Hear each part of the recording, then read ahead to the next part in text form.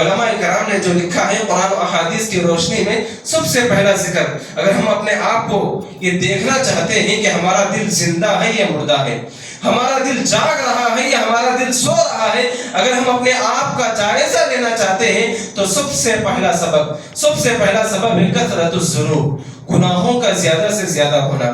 انسان کی زندگی میں گناہ ہونا یہ نارمل سی بات ہے، لیکن ہماری زندگی میں ایسے گناہ ہو رہے ہیں، ہماری صبح گناہوں سے ہو رہی ہے، ہماری شام گناہوں سے ہو رہی ہے، ہماری مجلسیں گناہوں کی ہے، ہمارا دوستانہ گناہوں کا ہے، ہمارا اٹھنا بیٹھنا گناہوں کی محفلوں میں ہے۔ ہم سوشل میڈیا کا استعمال کرتے ہیں تو اس کے اندر بھی گناہ والی چیزیں دیکھتے ہیں اور گناہ والی چیزوں کو ہم استعمال کرتے ہیں، تو سمجھ جائیے کہ آپ کا دل بیمار ہو چکا ہے۔ یہ سب سے پہلی چیز ہے جو انسان کے دل کو بیمار کرتی ہے اور انسان کے دل کو سخت سے سخت بنا دیتی ہے۔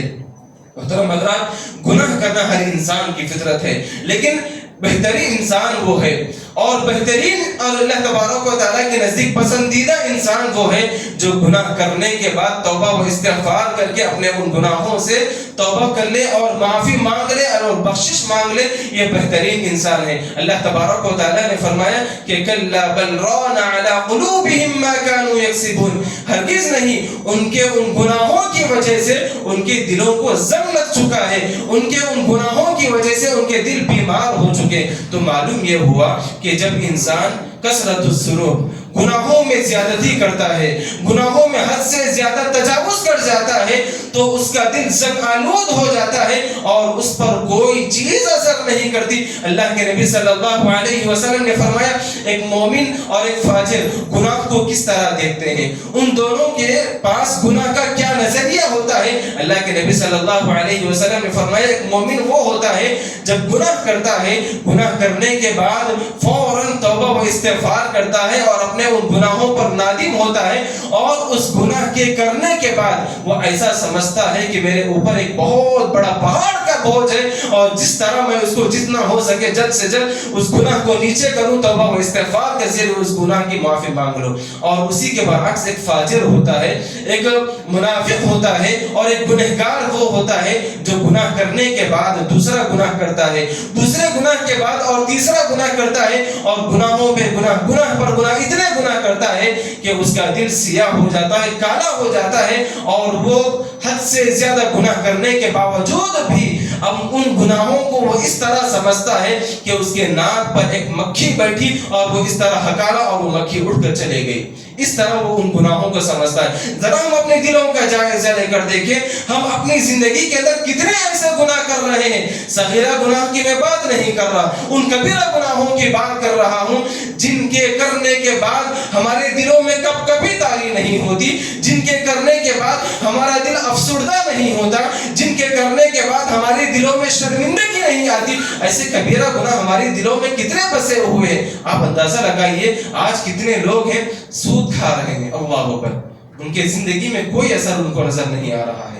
آج کتنے لوگ ایسے ہیں جو ایک دوسرے کا مرڈر کرنے پر تلے ہوئے ہیں، لیکن وہ چھوٹا گناہ سمجھ کر کر رہے ہیں، ان کے دلوں پر کوئی اثر نہیں ہو رہا ہے۔ آج کتنے لوگ ایسے ہیں جو زنا میں ملوث ہیں، آج کتنے لوگ ایسے ہیں جو شراب کے عادی بن چکے ہیں۔ یہ تمام چیزیں ایسی ہیں جو انسان اتنا گناہ میں آگے بڑھ چکا ہے کہ ان کے دل سیاہ ہو چکے ہیں۔ یہ سیاہ دل کا ہونا اس بات کی علامت ہے کہ ان کے دلوں کو زنگ لگ چکا ہے، ان کا دل سیاہ ہو چکا ہے اور ان کا دل قسوت قلبی کا شکار ہو چکا ہے۔ اسی طریقے سے گناہ کا کرنا یہ پہلی چیز، اور دوسری چیز ہے جن چیزوں سے ہمارا دل سخت ہو جاتا ہے، جن چیزوں سے ہمارا دل پتھر ہو جاتا ہے، جن چیزوں سے ہمارا دل قسوت قلبی کا شکار ہو جاتا ہے۔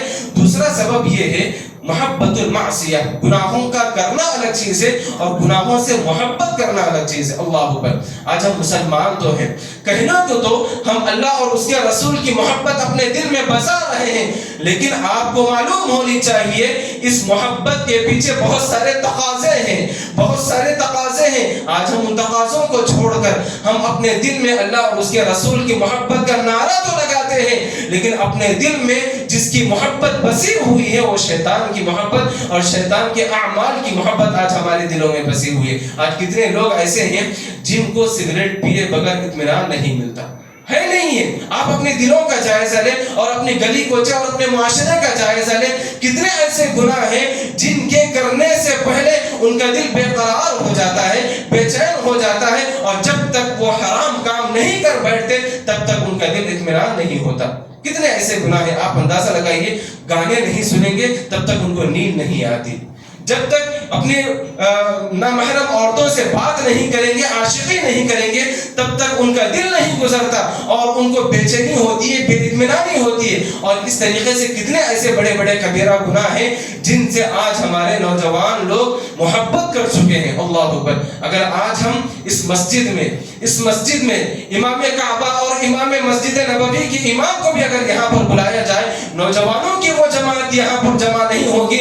اگر یہاں پر اس محلے کے اندر کسی فلمی ایکٹر کو یا کسی اداکار کو یا کسی اسٹار کو اگر بلایا جائے تو آپ دیکھیں گے کلومیٹر دور تک نوجوانوں کی بڑی سی بڑی بھیڑ آپ کو نظر آئے گی۔ یہ گناہوں سے محبت نہیں تو اور کیا ہے، آپ بتائیے؟ یہ معصیت سے محبت نہیں تو اور کیا ہے؟ اگر آپ کے دل میں ایمان زندہ ہوتا اور آپ کا دل جاگ رہا ہوتا تو آپ ان لوگوں کی تعظیم کرتے جو لوگ کتاب و سنت سے جڑے ہوئے ہیں، ان لوگوں کی آپ کبھی عزت نہیں کرتے جو لوگ دنیا کو بد اخلاقی سکھاتے ہیں، جو لوگ دنیا کو بد کرداری سکھاتے ہیں، جو لوگ دنیا کو بے حیائی کی تعلیم دیتے ہیں، کبھی ان لوگوں کی محبت نہیں کرتے اور ان لوگوں کے تعلق سے اپنے دلوں میں جگہ نہیں دیتے۔ آپ دیکھیں اس کا اثر ہماری زندگی میں کتنا ہے۔ ہم اپنے چہروں کا جائزہ لیں، ہمارے جو چہرے بنے ہوئے کس کو دیکھ کر ہم نے بنایا ہے؟ کیا یہ نبی کی سنت ہے؟ کیا یہ اللہ کا بتایا ہوا طریقہ ہے؟ آج ہم چہرے بنا رہے ہیں تو یہ یہود و نصارہ کی اتباع ہے۔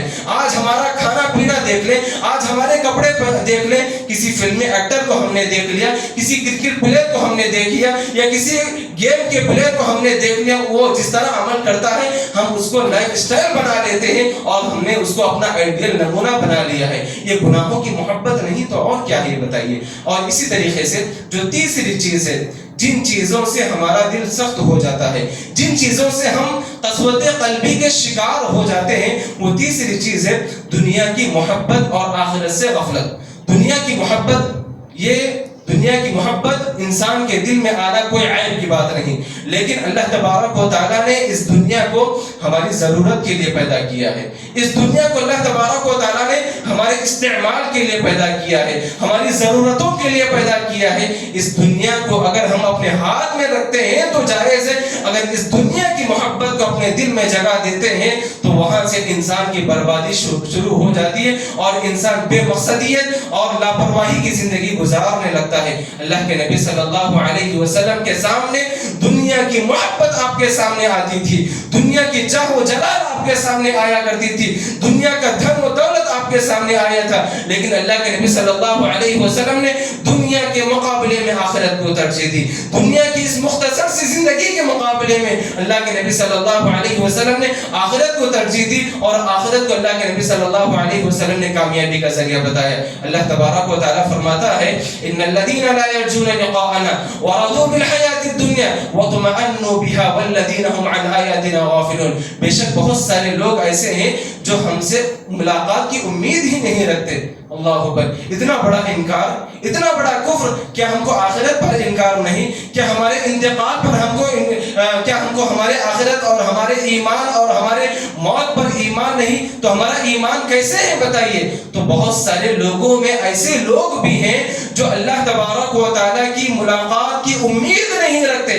لا يرجون لقاءنا ورضوا بالحیات الدنیا، اور اس دنیا سے وہ بہت ہی راضی ہو چکے ہیں، واطمأنوا بها، اور اس دنیا کے اندر بھی وہ اطمینان کی زندگی گزار رہے ہیں، ایسے زندگی گزار رہے ہیں کہ ان کو کبھی موت ہی آنے والی نہیں، یہ ہمیشہ یہیں پر رہنے والے ہیں، اس طرح وہ ہمیشہ کی زندگی گزار رہے ہیں۔ یاد رکھیں اللہ تبارک و تعالیٰ نے فرمایا وَهُمْ عَنْ آيَاتِنَا غَافِلُونَ، دراصل ایسے لوگ ہماری آیتوں سے غفلت کے شکار ہیں، اور جب ایسے لوگ کل قیامت میں اللہ تبارک و تعالیٰ کی عدالت میں کھڑے ہوں گے، اللہ تبارک و تعالیٰ ایسے بندوں سے کہے گا کہ بل تؤثرون الحیات الدنیا، تم تو دنیاوی زندگی کو ترجیح دینے والے تھے، آج میرے پاس تمہارے لیے کچھ نہیں ہے، تم تو دنیاوی چیزوں کو محبت کرنے والے تھے اور تم دنیاوی چیزوں سے اطمینان ہو چکے تھے. یہاں پر آج تمہارے لیے کوئی ٹھکانہ نہیں ہے اور تمہارے لیے جہنم ہے. لہٰذا جن لوگوں کے دلوں میں دنیا کی محبت پیوست ہو جاتی ہے, دنیا کی محبت غالب آ جاتی ہے, ان لوگوں کے دلوں کو آپ دیکھیں وہ قسوت قلبی کے شکار ہو چکے ہیں اور ان کی آخرت سے بڑی غفلت آپ ان کی زندگی میں دیکھیں گے. آج ہم دیکھتے ہیں دنیا کے پیچھے لوگ ایسے بھاگ رہے ہیں مال کمانے کے لیے, اپنے گھر کی آبادی کے لیے, اپنے بیوی بچوں کی صحیح تعلیم اور ان کی تربیت کے لیے اور ان کو اچھا ایجوکیشن دینے کے لیے اور ان کو آگے بڑھانے کے لیے ہم کتنی کوششیں نہیں کر رہے, اور ان تمام کوششوں کے پیچھے ہم یہ بھول بیٹھے ہیں کہ ہم کو ایک دن جمع ہونا ہے, حشر و نشر کی عدالت میں جمع ہونا ہے اور وہاں پر ہماری زندگی کا رتی برابر بھی ہم کو وہاں پر جواب دینا ہے. یہ تمام چیزیں آج ہماری زندگیوں سے نکل چکی ہیں. اللہ تبارک و تعالیٰ فرماتا ہے والباقیات الصالحات خیر عند ربک ثوابا المال والبنون زینت الحیات الدنیا. جس دنیا کے پیچھے ہم بھاگ رہے ہیں, جس مال و دولت کے پیچھے ہم بھاگ رہے ہیں, جس دنیا کی محبت کو لے کر ہم جی رہے ہیں, اللہ تعالیٰ نے فرمایا یہ مال, یہ دولت اور یہ جن اولاد کے پیچھے تم بھاگ رہے ہو, یہ تمام کی تمام چیزیں یہیں پر ختم ہو جانے والی ہے. والباقیات الصالحات خیر عند ربک, جو تمہارے رب کے پاس جو چیز کامیاب تم کو کرنے والی ہے اور جو چیز وہاں پر تم کو کامیاب بنانے والی ہے وہ صرف اور صرف تمہاری نیک اعمال ہے, وہ صرف اور صرف تمہاری زندگی کی نیکیاں ہیں. لہٰذا یہ آیتیں اور یہ احادیث کے حوالے ہمیں بتاتی ہیں کہ جو انسان قسوت قلبی کا شکار ہوتا ہے اس کے دل میں دنیا کی محبت پیوست ہو جاتی ہے. اور اسی طریقے سے چوتھی علامت, اگر ہم یہ اندازہ لگائیں کہ ہمارا دل بیمار ہو چکا ہے, ہمارا دل سخت ہو چکا ہے, تو ہم کیسے پہچانیں گے کہ ہمارا دل بیمار ہو چکا ہے؟ چوتھا سبب علماء کرام نے یہ بیان کیا ہے کہ جو اللہ تبارک و تعالیٰ کی قدرت کی نشانیاں ہیں, ان نشانیوں کو دیکھنے کے باوجود ہم اپنے آپ میں نصیحت پیدا نہیں کرتے اور ان علامتوں کو, ان معجزات کو دیکھنے کے باوجود بھی ہم عبرت حاصل نہیں کرتے, تو یاد رکھو آپ کا دل سخت ہو چکا ہے. اگر آپ گزشتہ قوموں کا مطالعہ کریں گے, قرآن اور احادیث کا مطالعہ کریں گے, تو آپ کو معلوم ہوگا کہ اللہ تبارک و تعالیٰ نے گزشتہ قوموں میں کیسے کیسے معجزات کا اظہار کیا ہے. ایک اونٹنی نکلتی ہے ایک پہاڑ کے نیچے سے, ایک چٹان کے نیچے ایک اونٹنی پیدا نکلتی ہے اور وہ جیسے ہی باہر نکلی فوراً بچہ پیدا کرتی ہے. یہ اللہ تبارک و تعالیٰ کی جانب سے معجزہ نہیں تو اور کیا ہے. اسی طریقے سے حضرت موسیٰ علیہ السلام کو جو معجزات دیے گئے ہیں وہ معجزات بے شمار معجزات ہیں. ایک عصا ہے, ایک لاٹھی ہے, اگر پتھر پر مارا جائے تو 12 چشمے پانی کے نکل جاتے, اور پانی پر مارا جائے تو وہاں پر پتھر بنتا اور وہاں سے راستے پیدا ہو جاتے. اور اسی طریقے سے حضرت موسیٰ علیہ السلام کی قوم کو, بنی اسرائیل کو اللہ تبارک و تعالیٰ نے میدان تیہ میں جمع کیا تھا. جب میدان تیہ میں بنی اسرائیل کی قوم جمع ہوئی, وہاں پر بہت زیادہ دھوپ تھی, شدت کی دھوپ تھی. اللہ تبارک و تعالیٰ نے ان کی راحت کے لیے, ان کو اطمینان دلانے کے لیے ان کے لیے سایہ فگن کیا تھا, بادلوں کا سایہ کیا تھا. یہ اللہ کی جانب سے معجزہ نہیں تو اور کیا ہے. وہ کھانے کے لیے ترس رہے تھے, پانی کے لیے ترس رہے تھے, اللہ تبارک و تعالیٰ نے انہیں آسمان سے منہ و سلوہ کا انتظام فرمایا تھا. یہ معجزات نہیں تو اور کیا ہے. ان تمام کو معجزات دیکھنے کے باوجود اسی طریقے سے اللہ تبارک و تعالیٰ نے بنو اسرائیل کے اندر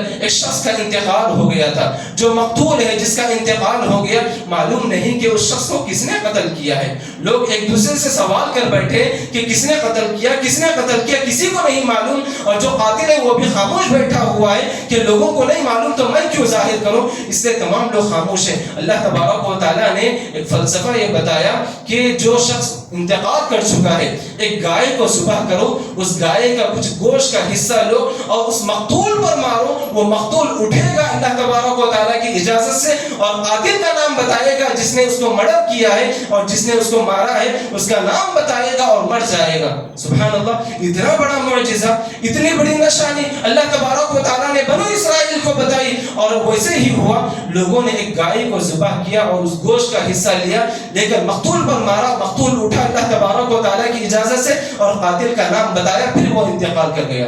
اتنی بڑی نشانی نشانی دیکھنے کے باوجود وہ بنو اسرائیل کی قوم اللہ تبارک و تعالیٰ کی ان نشانیوں کو دیکھنے کے بعد عبرت حاصل کرنے کے بجائے، سبق لینے کے بجائے وہ پھر نافرمانیوں میں مبتلا ہو گئے۔ اللہ تعالیٰ نے ان تمام نشانیوں کو ذکر کرنے کے بعد سورۃ البقرہ میں فرمایا ثم قست قلوبکم من بعد ذلک، ان نشانیوں کو دیکھنے کے باوجود بھی تم ایمان نہیں لاتے، تمہارا دل سخت ہو چکا ہے، من بعد ذلک فہی کالحجارہ، تمہارا دل سخت ہو چکا ہے۔ کیسے سخت ہو چکا؟ پتھروں کی طرح ہو چکے ہیں تمہارے دل، پتھروں کی طرح ہو چکا ہے۔ آگے فرمایا وَإِنَّ مِنَ الْحِجَارَةِ لَمَا يَتَفَجَّرُ مِنْهُ الْأَنْهَارُ، پتھر نہیں بلکہ پتھروں سے بھی زیادہ سخت ہو چکا ہے۔ کیوں؟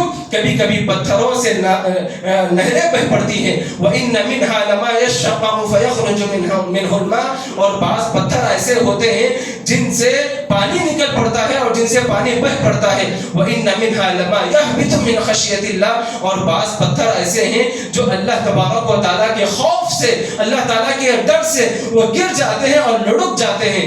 یہ تمہارے دل ہیں جو ان پتھروں سے بھی سخت ہو چکے ہیں۔ لہٰذا آج ہم اپنی زندگیوں کے اندر آپ دیکھیں اللہ تبارک و تعالیٰ کی کتنی ایسی نشانیاں ہیں، کتنے ایسے معجزات ہیں جو ہم اپنے آنکھوں سے دیکھ رہے ہیں، لیکن اگر ہم ان نشانیوں کو دیکھنے کے باوجود عبرت حاصل نہیں کریں گے تو یاد رکھو ہمارا دل سخت ہو چکا ہے۔ ایک نشانی جو گزشتہ سالوں میں ہم نے دیکھا، کووڈ-19 کی نشانی، کتنی بڑی نشانی ہے، کتنا بڑا معجزہ اللہ تبارک و تعالیٰ نے پوری دنیا کو دکھایا ہے، اور اتنی بڑی دنیا کو اللہ تبارک و تعالیٰ نے ایک ایسی ہلکی بیماری جس میں مبتلا ہونے کے بعد انسان زندگی اور موت کے درمیان کھیلنے لگتا ہے، اس کی زندگی کا بھروسہ ختم ہو جاتا ہے۔ ایسی بڑی نشانی جہاں ہم جی رہے ہیں، یہ سائنسی دنیا ہے، سائنسی ترقی یافتہ دنیا ہے، اس دور میں بھی ہم نے اس بیماری کا علاج نہیں نکالا۔ 2 سال 2.5 سال اس بیماری میں مبتلا رہے، لیکن پوری دنیا مل کر بھی پوری کوششیں کی، لیکن اس بیماری کا علاج نکالنے سے قاصر رہے۔ یہ اللہ تبارک و تعالیٰ کی نشانی نہیں تو اور کیا ہے؟ یہ اللہ تبارک و تعالیٰ کی جانب سے معجزہ نہیں تو اور کیا ہے؟ ایک عقل مند انسان جس کے دل میں رتی برابر بھی اگر ایمان زندہ ہو تو اس کے لیے یہ عبرت کافی ہے اللہ تبارک و تعالیٰ اپنی نشانیوں کو کیسے ظاہر کرتا ہے۔ اور اسی طریقے سے ایک اور نشانی ہے، ایک اور سبب جس کی وجہ سے ہمارا دل سخت ہو جاتا ہے، وہ ہے تصور آخرت کو بھلا دینا۔ تصور آخرت جو اللہ تبارک و تعالیٰ نے جس کا نقشہ قرآن مجید میں بھی کھینچا ہے، اور احادیث نبویہ میں اللہ کے نبی صلی اللہ علیہ وسلم نے تفصیل سے ان تمام واقعات کو کھینچا ہے کہ جب انسان موت کی دہلیز پر پہنچتا ہے، جب اس کو قبر میں لٹایا جاتا ہے اور اس کے لیے جب حشر و نشر کا عالم ہوتا ہے، ان تمام مراحل کو اللہ تبارک و تعالیٰ نے بڑی تفصیل کے ساتھ واضح کیا ہے۔ جب انسان تصور آخرت کو بھلا دیتا ہے، موت کے بعد والی زندگی کو اگر بھلا دیتا ہے کہ اس کے ساتھ قبر میں کیا ہونے والا ہے، اس کے ساتھ آخرت میں کیا ہونے والا ہے، اس کو جہنم کی وعیدیں اس کے سامنے آتی ہیں، جنت کے وعدے اس کے سامنے کیے جاتے ہیں، ان تمام چیزوں کو اگر بھلا کر انسان زندگی گزارتا ہے تو آپ یاد رکھنا اس آدمی کا دل سخت ہو چکا ہے اور اس آدمی کا دل بیمار ہو چکا ہے۔ اور اسی طریقے سے آخری علامت ہے، جن اسباب کے ذریعے ہمارا دل بیمار ہو جاتا ہے، جن اسباب کی وجہ سے ہمارا دل سخت ہو جاتا ہے، ان میں سے ایک چیز ہے عدم التأثر۔ قرآن اور احادیث کی باتیں ہم سنتے ہیں، وعظ و نصیحت کی باتیں ہم سنتے ہیں، لیکن ہمارے دلوں پر کوئی اثر نہیں ہوتا۔ ہم جمعے کے خطبات سنتے ہیں، ہم پروگرام میں اٹینڈ ہوتے ہیں، ہم وعظ و نصیحت کی باتیں سوشل میڈیا کے ذریعے اور علماء کرام کے ذریعے سنتے ہیں، لیکن ہمارے دل عبرت حاصل کرنے کے بجائے، ہمارے دل اللہ کی طرف لوٹنے کے بجائے ہم اپنی زندگی میں مشغول اور ہم گناہوں میں مشغول لگے ہوئے ہیں، تو یاد رکھیے آپ کا دل بیمار ہو چکا ہے، آپ کا دل قسوت قلبی کا شکار ہو چکا ہے۔ آپ کے سامنے قرآن کی آیتیں تلاوت کی جا رہی ہیں، آپ کے آنکھوں سے آنسو نہیں نکلتے، آپ کے سامنے جہنم کی وعیدیں بتائی جا رہی ہیں، اور آپ کا دل نہیں کپ کپاتا ہے، تو یاد رکھیے آپ کا دل بیمار ہو چکا ہے۔ حضرت ابو بکر صدیق رضی اللہ عنہ کے بارے میں آتا ہے، بخاری و مسلم کی روایت ہے، اللہ کے نبی صلی اللہ علیہ وسلم نے فرمایا کان ابو بکر رجلا، ابو بکر رضی اللہ عنہ ایک ایسے آدمی تھے لا يملك دمعه حين يقرأ القرآن، جب بھی وہ قرآن مجید کی تلاوت کرتے تو بے تحاشا رویا کرتے تھے، بے تحاشا رویا کرتے تھے۔ اور سلف میں سے کسی نے لکھا ہے کہ جب تم قرآن مجید کی تلاوت کرو تو رویا کرو، قرآن مجید کی تلاوت کرو تو رویا کرو۔ کرو. اگر رونا نہیں آتا تو رونے کی ایکٹنگ کرو یا رونے جیسی کیفیت پیدا کرو. اگر تمہیں یہ کیفیت بھی پیدا نہیں ہوتی تو اللہ تبارک و تعالیٰ کے سامنے ہاتھ اٹھا کر دعا مانگو کہ اللہ میرا دل مر چکا ہے, مجھے ایک نیا دل دیجیے. اللہ تبارک و تعالیٰ سے دل مانگیے. تمہارا دل بیمار ہو چکا ہے, مر چکا ہے, تم اللہ تبارک و تعالیٰ سے ایک نیا دل مانگیے. لہٰذا ہم اپنے دلوں کا جائزہ لیں کہ ہم کتنی مرتبہ قرآن نہیں سنتے, کتنی مرتبہ ہم قرآن نہیں پڑھتے. کیا ہم نے اس قرآن پڑھتے وقت, اس قرآن کو پڑھتے وقت کبھی رویا ہے, کبھی اپنے دلوں کے اندر کبھی تاریخ ہوئی ہے؟ اگر تاریخ ہوئی تو آپ کا دل زندہ ہے اور آپ کا ایمان زندہ ہے. اگر اس طرح نہیں ہو رہا ہے تو آپ کا دل مردہ ہے اور آپ کا ایمان بہت کمزور ہو رہا ہے. بہت سارے لوگوں کو دیکھا جاتا ہے یہاں پر تراویح بہت لمبی ہے, دوسری مسجد میں چلے جاتے, وہاں آدھے گھنٹے میں ہو جاتی. اللہ اکبر, یہ کیا ہے؟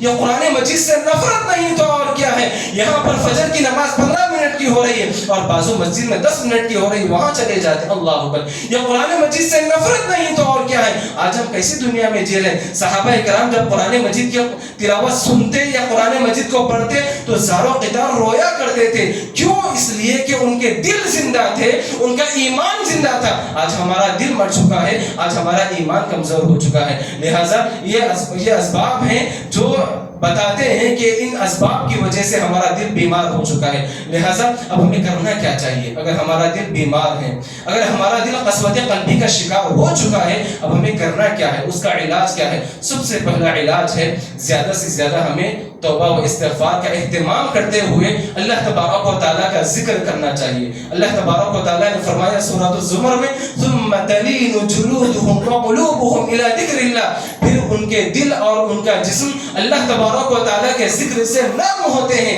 اللہ تبارک و تعالیٰ کے ذکر سے پگھل جاتے ہیں. لہٰذا اللہ تبارک و تعالیٰ کا ذکر ایک ایسا ہتھیار ہے جس کا دل پتھر ہو جائے, جس کا دل پہاڑ ہو جائے, جس کا دل چٹان کی طرح سخت ہو جائے. اللہ تبارک و تعالیٰ کے ذکر کے اندر وہ تاثیر ہے کہ جس کے بعد آپ کا دل موم ہو جائے گا اور آپ کا دل پگھل جائے گا. بہت سارے اذکار ہیں. اللہ کے نبی صلی اللہ علیہ وسلم نے فرمایا سبحان اللہ بحمدہ سبحان اللہ العظیم, سبحان اللہ بحمدہ عدد خلقہ ورضا نفسہ وزنۃ عرشہ ومداد کلماتہ. اس طریقے سے بے شمار اذکار ہیں. ان اذکار کا سہارا لے کر آپ اپنے پتھر دل کو موم بنا سکتے ہیں. یہ پہلا علاج. دوسرا علاج یہ ہے کہ اگر ہمارا دل بیمار ہو چکا ہے تو ہم زیادہ سے زیادہ آخرت کو یاد کریں, زیادہ سے زیادہ قبر کے مراحل کو یاد کریں. یہ ایک ایسا مرحلہ ہے جب انسان ان قبر کے مراحل کو سنتا ہے, پڑھتا ہے اور قبرستان کو بار بار جاتا ہے تو اس کی وجہ سے انسان کا دل پسیج جاتا ہے,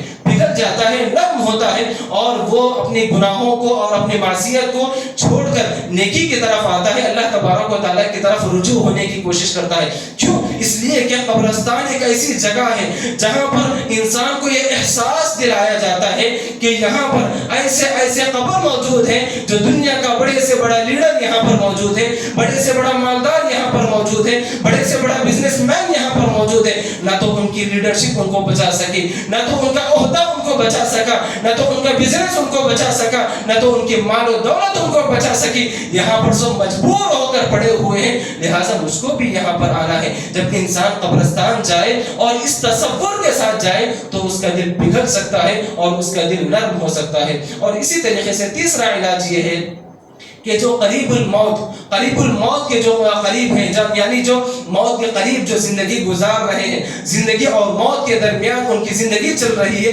ایسے لوگوں کے پاس عیادت کے لیے جانا. اور جو بڑی بیماریوں کے اندر مبتلا ہیں, بڑے بیماریاں جن کے علاج کی امکان نہیں اور ان کی زندگی کب ختم ہو جائے کوئی گارنٹی نہیں, ایسے لوگوں کی اور ایسے مریضوں کی بار بار عیادت کرنا یہ ایسے اسباب ہیں جن کی وجہ سے انسان کا دل نرم ہوتا ہے اور انسان کا دل پگھل جاتا ہے. اور اسی طریقے سے چوتھا سبب یہ ہے کہ اگر ہمارا دل بیمار ہو چکا ہے, اگر ہمارا دل قسوت قلبی کا شکار ہو چکا ہے تو چوتھا علاج یہ ہے کہ ہم اللہ تبارک و تعالیٰ سے توفیق طالب ہوں, اللہ تبارک و تعالیٰ سے دعا کریں کہ اے اللہ میرا دل بیمار ہو چکا ہے, میرا دل سخت ہو چکا ہے, اے اللہ میرے دل کے اندر نرمی پیدا فرما, میرے دل کے اندر تیری محبت پیدا فرما. ہم کو کثرت سے دعاؤں کا سہارا لینا چاہیے. اللہ کے نبی صلی اللہ علیہ وسلم نے فرمایا القلوب بین اصبع الرحمن یقلبها کیف یشاء, پورے لوگوں کی دلوں کو اللہ تبارک و تعالیٰ نے اپنے دو انگلیوں میں رکھا رکھا ہوا ہے وہ جیسے چاہے ان کو پھیر سکتا ہے.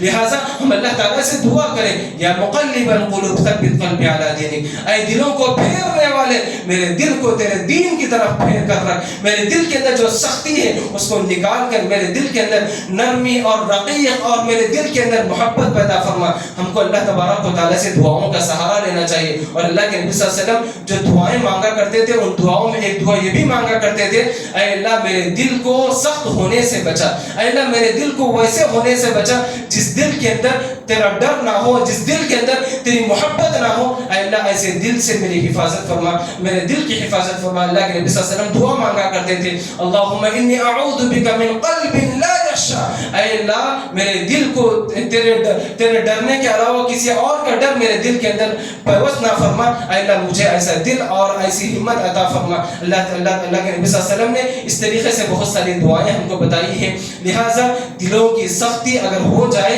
ان اسباب کے ذریعے اور علاج کے ذریعے اپنے دلوں کا علاج کر سکتے ہیں اور اپنے آپ کا جائزہ لے سکتے ہیں. اللہ تعالیٰ سے دعا ہے اللہ تعالیٰ ہم تمام کے جن دلوں اللہ ہم میں سے اگر کسی کا دل سخت ہو چکا ہے، کسی کا دل قسوت قلبی کا شکار ہو چکا ہے، اللہ ہم تمام کے دلوں کے اندر تیرا ہی خوف اور تیری ہی محبت پیدا ہونے کی توفیق عطا فرما.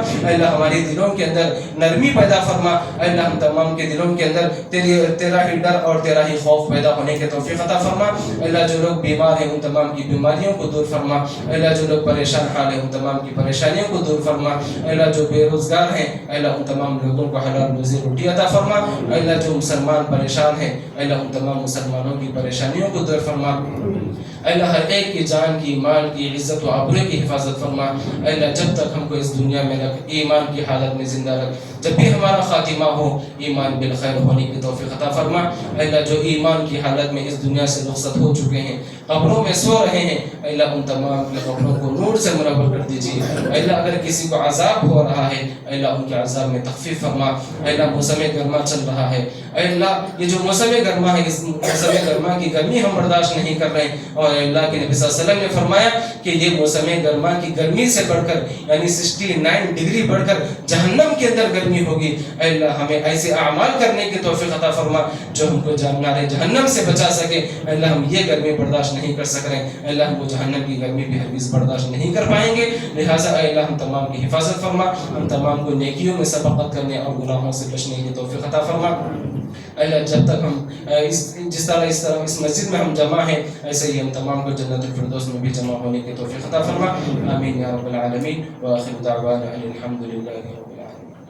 الحمد للہ نحمده ونستعینه ونستغفره ونؤمن به ونتوکل علیہ ونعوذ بالله من شرور انفسنا ومن سیئات اعمالنا من يهده الله فلا مضل له ومن يضلل فلا هادي له وأشهد أن لا إله إلا الله وأشهد أن محمدا عبده ورسوله. أما بعد فأعوذ بالله من الشيطان الرجيم. بسم الله الرحمن الرحيم. إن الله وملائكته يصلون على النبي يا أيها الذين آمنوا صلوا عليه وسلموا تسليما. اللهم صل على محمد وعلى آل محمد كما صليت على إبراهيم وعلى آل إبراهيم إنك حميد مجيد. اللهم بارك على محمد وعلى آل محمد كما باركت على إبراهيم وعلى آل إبراهيم إنك حميد مجيد. ربنا آتنا في الدنيا حسنة وفي الآخرة حسنة وقنا عذاب النار. ربنا ظلمنا أنفسنا وإن لم تغفر لنا وترحمنا لنكونن من الخاسرين. ربنا لا تؤاخذنا إن نسينا أو أخطأنا. ربنا ولا تحمل علينا إصرا كما حملته على الذين من قبلنا. إن الله يأمر بالعدل والإحسان وإيتاء ذي القربى وينهى عن الفحشاء والمنكر والبغي يعظكم لعلكم تذكرون. اذكروا الله يذكركم وادعوه يستجب لكم ولذكر الله أكبر والله يعلم ما تصنعون.